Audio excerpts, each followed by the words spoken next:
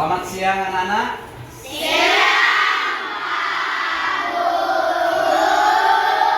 Gimana kabarnya? Kalau Pak Guru katakan gimana kabarnya? Luar biasa. Yes, yes, yes. Begitu ya. Selamat siang anak-anak.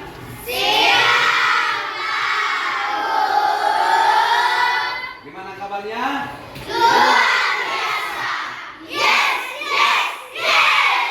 Begitu. Siap untuk belajar?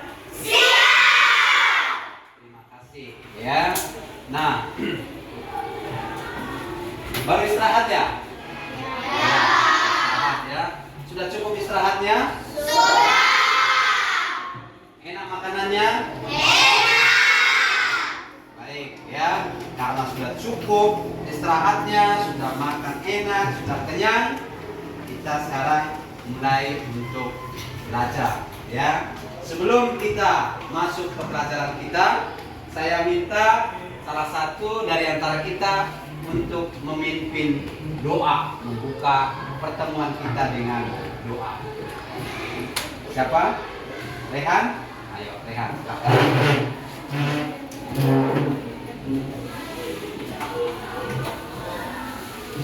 Depan lah. Teman-teman dan Bapak Ibu Guru, marilah kita bersatu di dalam doa. Terima kasih Tuhan Yesus buat hari ini. Kau telah memberkati kami untuk datang di sekolah ini Tuhan. Tuhan Yesus kami melanjutkan belajar. Berkatilah kami Tuhan supaya kami mengerti dalam nama Tuhan Yesus kami berdoa dan mengucap syukur. Amin. Terima kasih ya atas doa yang bagus di siang hari ini ya. Siapa yang suka berdoa di sini? Siapa yang bangun pagi-pagi berdoa? Tunjuk tangan dulu Bapak Guru. Hanya 3 orang bangun pagi langsung berdoa. Hanya 3, 4, 5, 6, tambah lagi. Siapa yang pagi-pagi bangun langsung berdoa? Ini harus bertobat ya. Harus bertobat. Kita harus sebelum tidur berdoa. Setelah bangun harus berdoa. Sebelum tidur kita berdoa, terima kasih atas penyertaan Tuhan sepanjang hari. Kemudian bangun pagi-pagi kita mengucap syukur atas malam yang lewat. Kemudian mohon anugerah Tuhan, penyertaannya, berkatnya untuk kegiatan kita sepanjang hari. Gitu ya. Anak-anak harus rajin berdoa. Ya. Mulai sekarang harus rajin berdoa. Gak boleh malas ya. Doa itu ya adalah nafas kita ya. Doa itu adalah nafas kita. Kalau doa adalah nafas, berarti kalau lupa berdoa berarti tidak bernafas. Kalau tidak bernafas berarti mati dong. Maka kita harus berdoa ya. Baik, sebelum kita masuk ke pelajaran kita, Pak Guru mau absen dulu ya. Siapa yang tidak datang hari ini? Jonathan. Iya. Iya. Siapa lagi?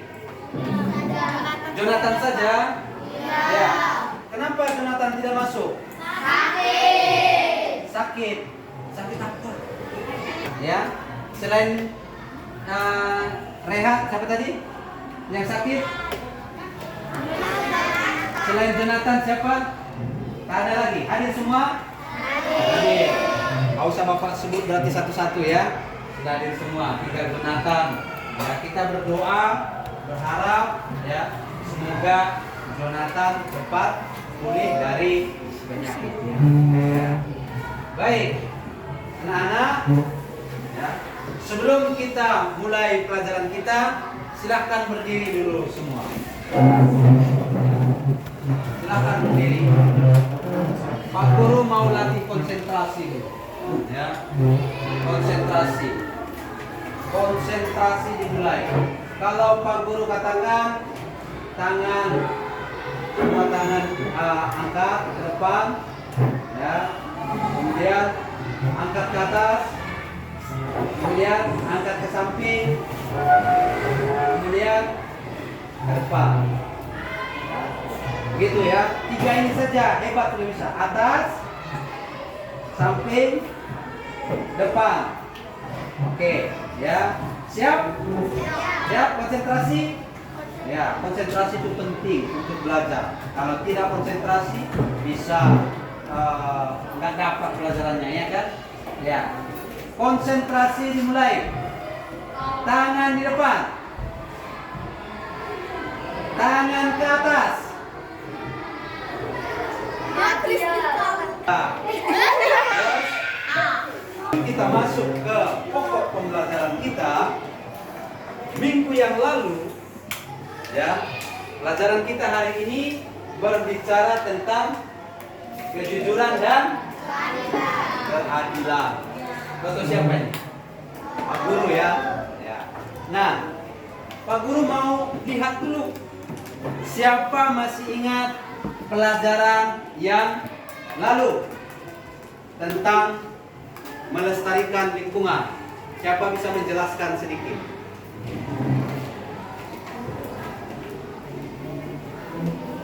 Siapa yang ingat pelajaran minggu lalu tentang pelestarian lingkungan? Apa yang harus kita buat? Ya, maju ke depan sini. Silakan, kita dengarkan. Kuat ya. Oke, saya akan menjelaskan pelestarian lingkungan. Caranya membuang sampah pada tempatnya, menanam pohon dan tidak menebang pohon sembarangan. Dan juga kita harus menghemat energi supaya energi tidak cepat habis. Oke, terima kasih ya. Tepuk tangan untuk dia dulu. Sekarang anak-anak, kita akan belajar tentang kejujuran dan keadilan. Ya, kejujuran dan keadilan. Pernah dengar kata jujur? Pernah dengar kata adil? Ya, dua kata ini saling keterkaitannya antara satu dengan yang lain. Nah, apa tujuan kita mempelajari pelajaran ini? Harus ada, setiap kita melakukan kegiatan harus ada tujuannya, ya. Kalau kita mau pergi kemana harus ada tujuannya. Kalau tidak jelas tujuannya, kita akan jalan-jalan, kan? Kalau contohnya kita mau beli handphone, kita mau belinya kemana? TSP. SP di mana? Lantai 2. Lantai 2 toko apa? Ponsel Lestari, kan begitu ya. Sehingga tujuannya langsung jelas. Kalau tidak jelas, saya mau beli handphone lah, kemana tak jelas? Pergi ke Panin dulu, pergi ke Apiari dulu, pergi ke SP dulu, sehingga ya kemana-mana tujuannya, kan? Nah, jadi tujuan kita mempelajari pelajaran kejujuran dan keadilan adalah, ya, satu, kita memahami arti keadilan dan kejujuran. Itu yang pertama. Apa? Nah, sama-sama memahami arti keadilan dan kejujuran. Itu yang pertama. Yang kedua, setelah mempelajari nanti kita diharapkan apa? Sama-sama memahami kejujuran dan keadilan dalam pandangan iman Katolik. Ya, mengerti ya.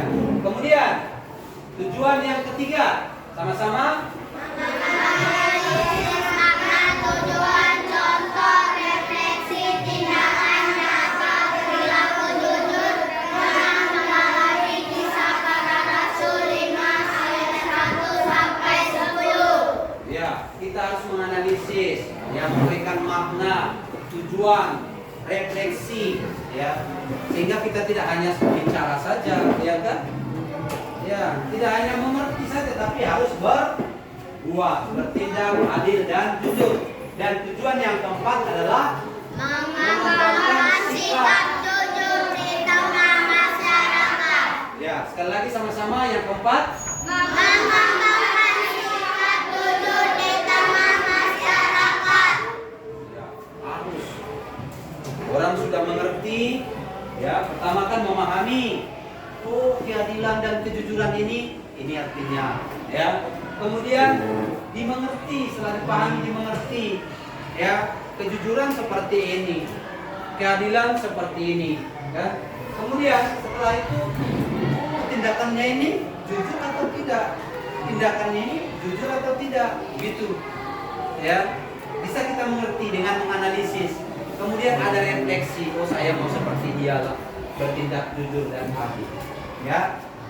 Sampai keempat, sikap, mengembangkan sikap jujur dan adil, ya. Di Indonesia ini sudah hampir hilang kejujuran, kan? Korupsi di mana-mana, bukan? Ada korupsi, kan? Ada. Itu sikap yang tidak adil dan tidak jujur. Nah, itu sebelum kita masuk ke pelajaran, ya, inti pelajaran, ya, membaca dulu salah satu teks ini. Ini uniknya kantin kejujuran, ya. Nah, saya akan bagi. Ya. Silahkan dibaca dulu teksnya.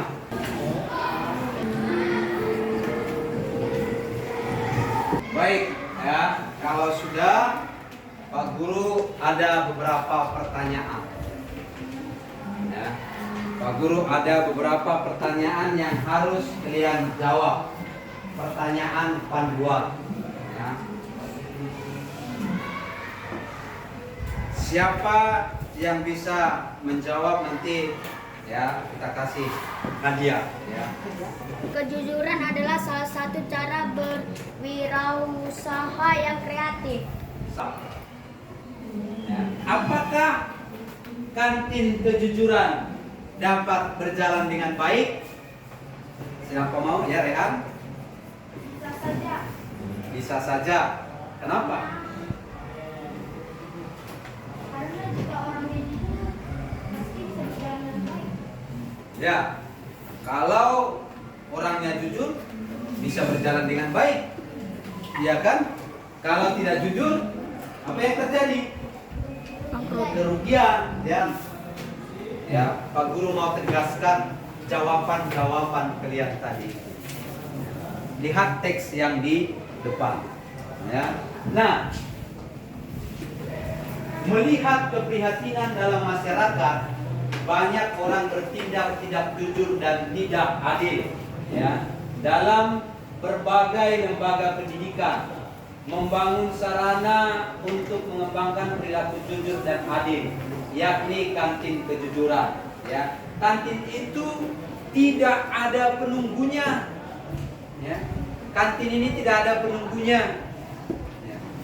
Nah, orang yang membeli mengambil barang dan menaruh uang di tempat yang disediakan.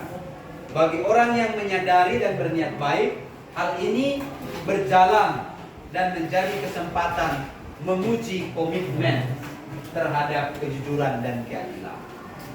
Dia orang tertarik dia. Nah, itu. Yang kedua, ya, tindakan jujur dan adil punya makna penting dalam kehidupan bersama. Ya. Kalau Edward ini selalu curang, ya kan, selalu berbohong, apakah Jezebel mau berteman dengan dia? Tidak. Tidak. Ya, kalau contohnya si Ica ini selalu dikadalin, ya, dicurangin, ya, tak pernah jujur temannya si Rensa, apakah Ica mau berteman dengan Rensa? Tidak, ya. Tetapi, ya, kalau si Karida ini selalu berkata jujur, selalu, ya, adil terhadap temannya, apakah dia akan dijauhi orang? Tidak. Akan didekatin orang. Begitu, ya. Begitu pentingnya tindakan jujur itu. Penting, ya. Bagaimana kalau ketidakjujuran ada di dunia ini? Ya. Kalau ada ketidakjujuran, pejabat-pejabat korupsi contohnya dan lain sebagainya itu, bagaimana menurut kalian? Bagus atau tidak? Tidak. Ya, tidak bagus karena sikap curang. Ya. Nah, sekarang anak-anak, kita mau lihat pentingnya kejujuran itu. Ya. Nah, ada orang Gini, waktu itu pernah saya pulang gereja. Tahu kalian di mana gereja Pak Guru? Ya, di MBPA. Saya sering ketemu. Saya pernah gereja. Ya, kemudian di gereja berdoa dan lain sebagainya. Ada anak juga di samping saya, anak kelas 5. Ya, SD Sudarso. Tapi tidak 3. SD Sudarso yang lain, ya. Mendengarkan khotbah, dia sudah komuni, terima komuni, ya. Setelah selesai acara gereja, ya, kemudian dia di parkiran di lapangan tersenggol oleh temannya, jatuh, kemudian dia pukulin orang yang membuat dia terjatuh itu sampai berdarah-darah. Ya, kemudian Pak Guru datang waktu itu. Kenapa? Iya, saya diapanya, disandungnya. Kemudian Pak Guru, loh, kenapa harus dipukuli?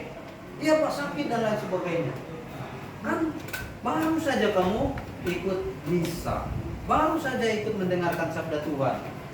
Hasilnya sampai keluar mukulin orang. Dia katakan jawabannya kepada Pak Guru, beda Pak, di gereja lah, ini nggak di gereja lagi. Nah, artinya kalau di gereja sikapnya baik-baik, keluar dari gereja sikapnya jahat. Baik tidak seperti itu? Tidak. Harus sejajar, sejalan, ya, apa yang kita dengarkan di gereja dan apa yang kita lakukan di tengah-tengah masyarakat. Banyak orang pergi ke Yerusalem, lihat tempat Yesus Kristus lahir, berziarah. Pulang dari sana korupsi, malas-malasan. Iya kan? Ada di situ. Ya. Ketika diingatkan, dikatakan, wah itu kan beda. Ya, ziarah. Kalau di tempat kerja ya boleh, nggak boleh seperti itu. Ya itu namanya dikotomi, dibedakan. Kalau gereja lah, ya. Di luar gereja beda lagi kasusnya. Apa yang kita lakukan, apa yang kita didengarkan di gereja itu harus kita lakukan dalam kehidupan sehari-hari. Baik. Apa kata kitab suci tentang kejujuran dan keadilan? Ya, Pak Guru akan bagikan teks. Ya. Silahkan dibagi satu-satu aja, satu meja ya.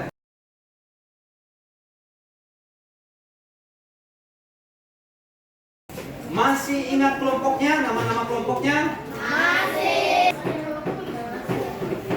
Baca dulu teksnya tadi. Ya, semua sama-sama di dalam kelompoknya membaca. Siapa belum dapat teks?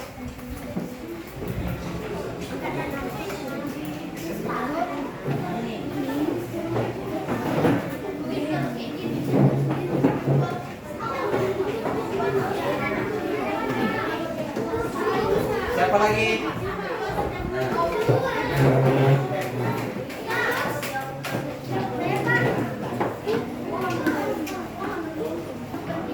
Enggak. Oke. 5 menit untuk membaca.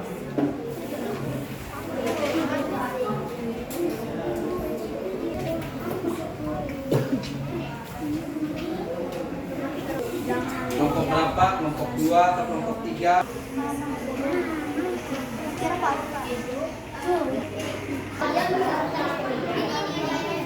Tanya siapa, sebutkan namanya ya. Jawaban nomor 1 dulu semua ya.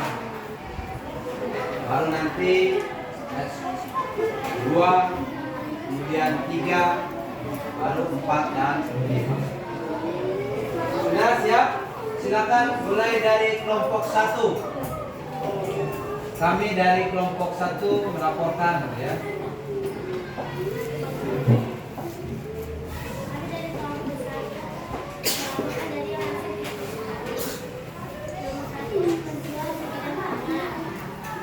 Apa yang dilakukan Ananias beserta istrinya? Jawabannya 1 dulu ya. Ayo baris, lihat baris. Apa yang di belakang ada 1? Oke. Baris di situ 1 baris saja kan. Oke. Ya. Ya, nomor 1. Kelompok 2. Masih nomor 1.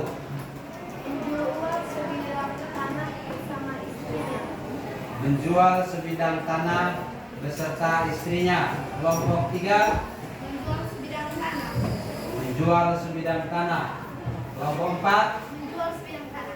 menjual sebidang tanah. Kelompok 5, Ia beserta istrinya Safira menjual sebidang tanah. menjual sebidang tanah. Oke, baik. Ya. Pertanyaan nomor 2. Apa yang dilakukan? Ya, apa yang dikatakan? Kau usah lihat, saya yang baca. Apa yang dikatakan Santo Petrus kepada Ananias dan istrinya?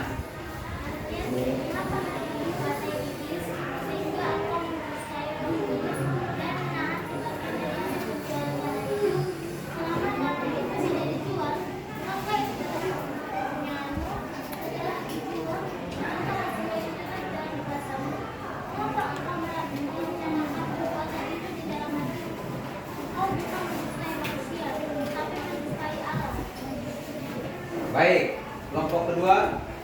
Ananias, mengapa hatimu dikuasai iblis sehingga engkau mencintai Roh Kudus dan menahan sebagian dari Kuat ya, kuat. tanah itu selama tanah itu dijual setelah dijual tetap dalam kekuasaan mencintai manusia tetap mencintai Allah.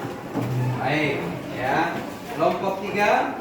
Ananias, mengapa engkau bersama istrimu bersepakat untuk mencobai Tuhan?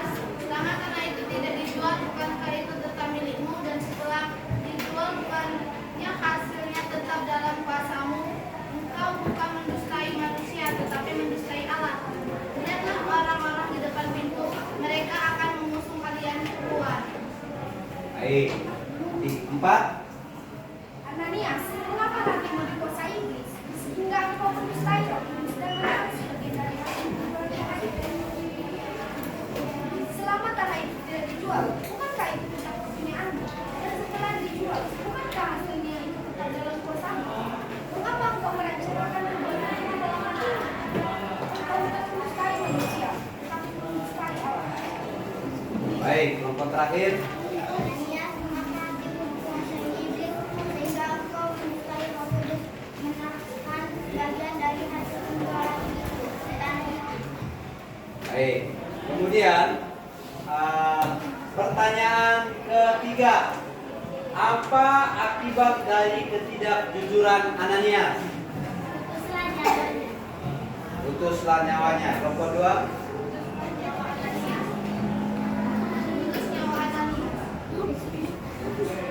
Rebahlah Ananias dan putuslah nyawanya. Oke. Jika mendengar perkataan itu, rebahlah Ananias dan putuslah nyawanya. Baik, ya. Pertanyaan keempat.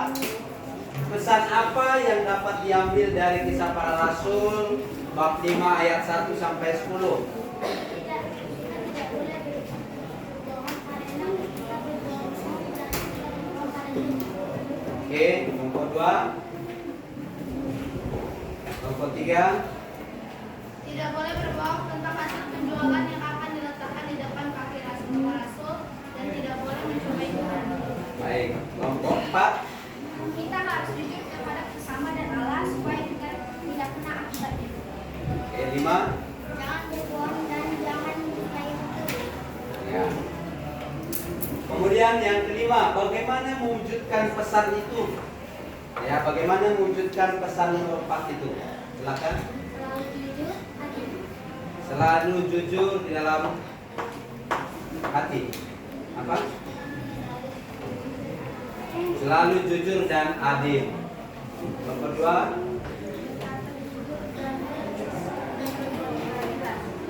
Berkata jujur dan berbuat keadilan. 3.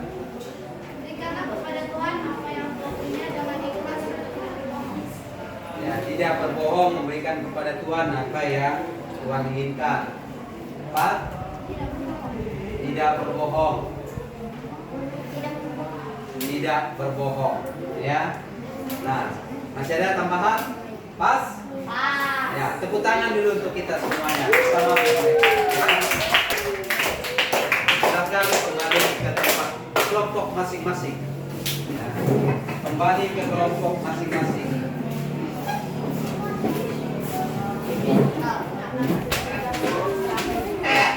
Iya. Jawaban benar semua. Jawaban-jawaban kalian benar semua. Memang begitulah, ya. Begitulah apa yang dilakukan Ananias sesuai dengan teksnya tadi, dijawab dengan baik. Pak Guru mau menambahkan beberapa hal yang perlu kalian ingat. Ini ya, penegasan kitab suci tadi. Sudah bagus ya, ya. Dan Pak Guru mau menambahkan beberapa hal. Yang pertama, ya, dalam kisah para rasul tersebut tampak akibat dari orang tidak jujur. Apa tadi? Akibatnya apa? Ya, kita semangat lagi. Apa? Akibat dari ketidakjujuran adalah kematian. Ya. Kemudian demikian dalam masyarakat kita, kalau ada orang yang tidak berbuat jujur dan adil, maka masyarakat itu akan menuju kepada kehancuran dan ya. Kalau masyarakat itu tidak jujur lagi dikatakan, ya, tidak bersikap jujur dan adil, maka masyarakat itu menuju kehancuran dan kematian. Ya. Meskipun nyatanya orang-orangnya masih hidup, bisa jadi orangnya hidup tetapi tidak ada kejujuran keadilan di dalamnya. Itu sama saja dengan ya orang mati. Nyawanya aja yang hidup, tapi perilakunya sudah mati. Ya. Sesungguhnya ya, masyarakatnya sudah tidak punya daya hidup karena pelestari kehidupan masyarakat adalah kejujuran dan keadilan. Masyarakatnya hidup tapi tidak ada lagi kejujuran, itu sama saja dengan masyarakat yang mati. Ya. Nah, perhatikan depan. Ini. Yang kedua, di hadapan manusia orang bisa menipu. Lihat kan? Ya. Di depan teman kalian boleh menipu. Tetapi ya, di hadapan Tuhan dan Roh Kudus semuanya akan tampak. Ya. Kalian boleh aja tidak jujur sama Pak Guru. Boleh aja tidak gugur sama Bu Guru, tidak jujur sama Bu Guru. Boleh aja tidak jujur sama Mama dan Papa. Boleh saja tidak jujur sama teman-teman. Tapi ya Tuhan melihatnya. Nih, ya. Orang masih bisa menipu, tidak jujur, tidak adil. Namun di hadapan Tuhan, ya sebagaimana tampak dalam kisah para rasul, orang tidak dapat mengelak lagi. Ya kan? Kalau sudah di depan Tuhan, tidak boleh mengelak lagi. Nah, kemudian lebih dari itu, sebagaimana Yesus perbuat dalam Matius 20 ayat 1 sampai 16, nanti silakan baca di rumah. Sebagai murid Yesus, kita diharapkan untuk tidak hanya berbuat adil, melainkan murah, ya, melainkan murah hati. Ini ya tambahan jawaban kalian tadi. Ya, nanti jawaban-jawabannya diberikan kepada saya. Nah, jawaban tadi, oke, ya. Ini menyempurnakan jawaban-jawaban yang sudah kalian jawab tadi. Oke, ini. Ya. Ini.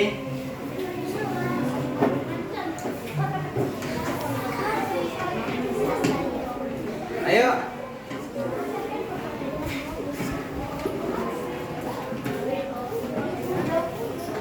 Oke, ya. Semua sudah? Sini.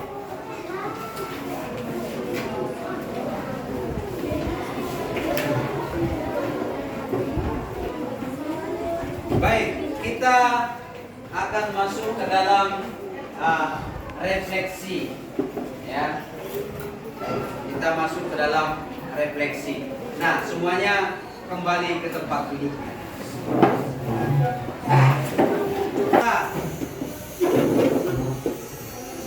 Tangan ke depan, tangan ke atas,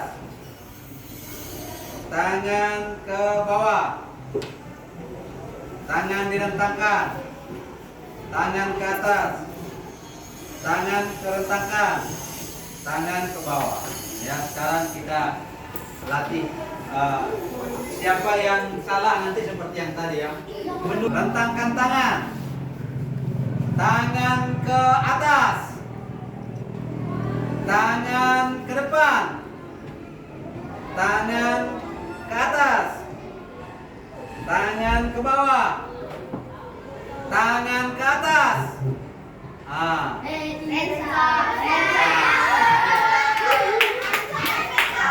Lensa maju. Lagi. Tangan ke atas. Tangan ke bawah. Tangan ke samping. Tangan ke atas. Tangan ke depan. Tangan ke atas. Oke, silakan duduk.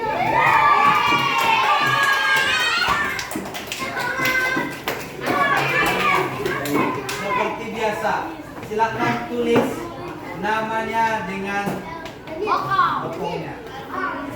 Rensa.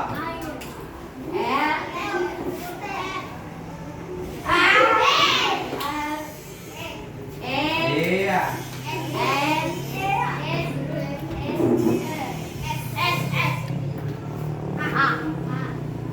Oke, tepuk tangan untuk Rensa. Yang ini siapa namanya? Hah? Albert, silakan Albert. A.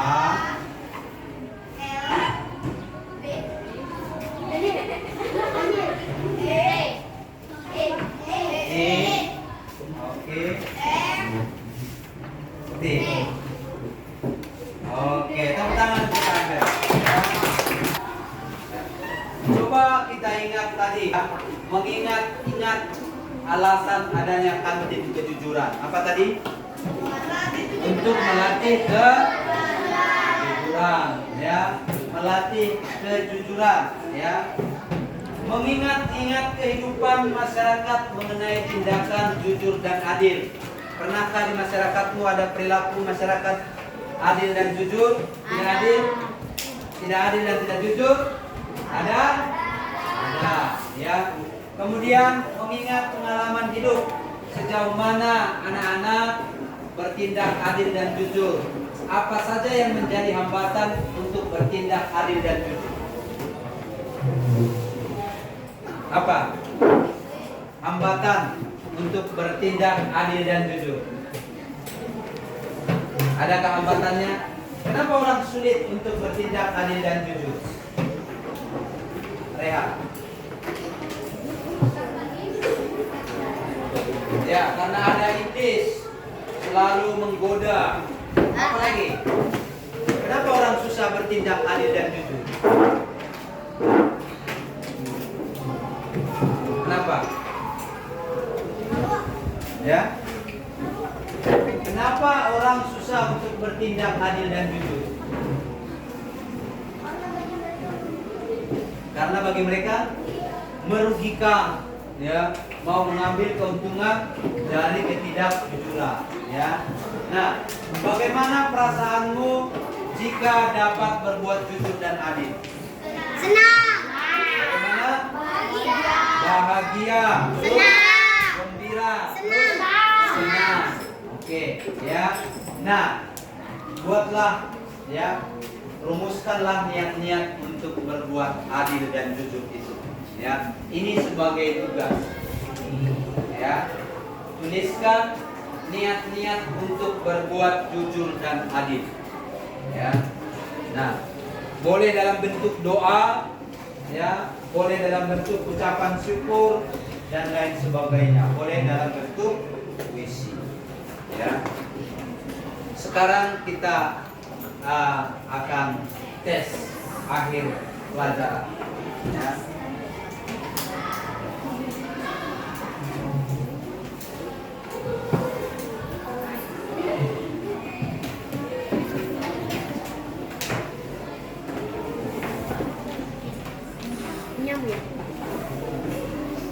Kalau sudah dapat kertasnya langsung dijawab. Pertanyaannya ada di depan. Tulis namamu.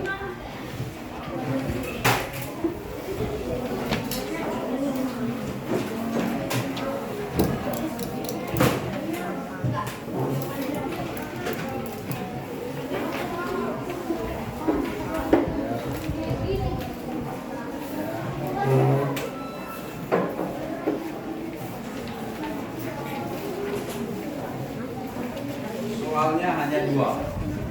Silahkan dijawab.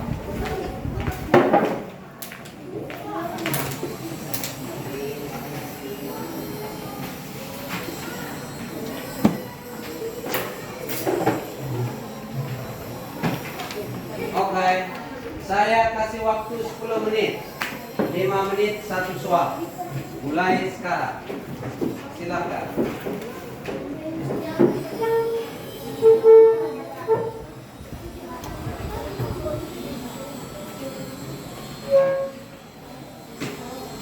Ya, langsung jawaban.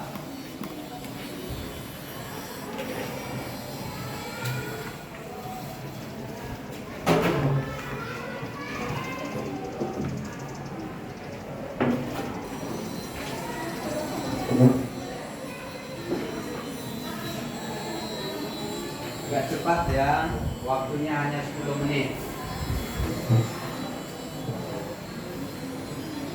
Dari belakang kirimkan ke depan.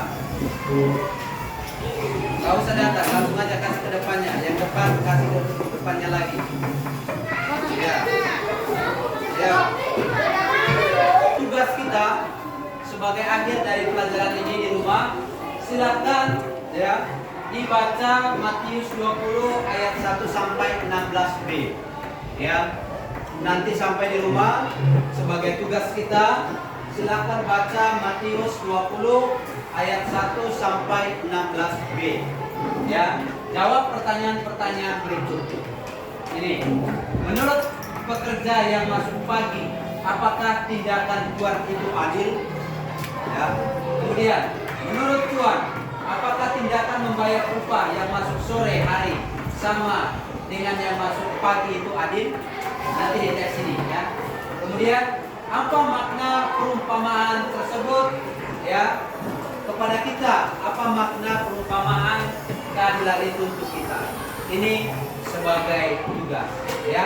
Bisa dikerjakan? Bisa. Hari Senin dikumpulkan ya. Bisa? Baik. Kalau bisa, ada pertanyaan? Tidak. Ada yang tidak paham pelajaran kita?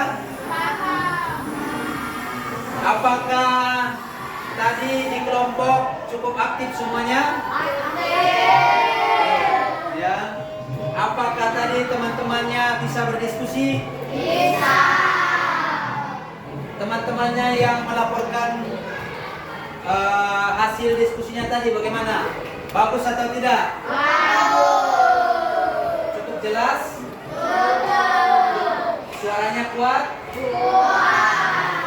Bagaimana pelajaran ini? Ya, apakah pelajaran ini menyenangkan atau tidak? Menyenangkan. Apa yang membuat menyenangkan? Ada konsentrasi. Ada konsentrasinya. Ada? Hah? Ada gamenya. Ada? Ada pekerjaan kelompok. Ada pekerjaan kelompok, diskusi kelompok. Apalagi? Ada yang menarik, ya. Nah, ada PowerPoint ya, ada alat proyektor ya bisa. Baik, ya pelajaran kita sudah selesai, maka mari kita cukupkan sampai di sini. Nah, sampai ketemu minggu depan kita akhiri dengan berdoa. Siapa bisa menutup dengan doa? Ya, silakan. Semuanya kita ambil sikap untuk berdoa.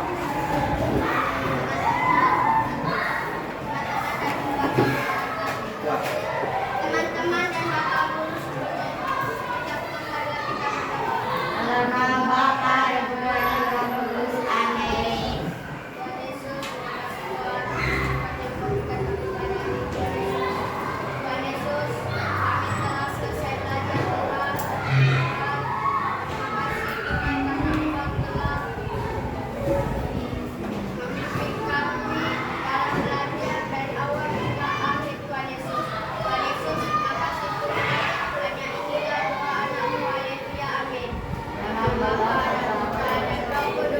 Terima kasih, kembali ke tempat. Silakan beristirahat.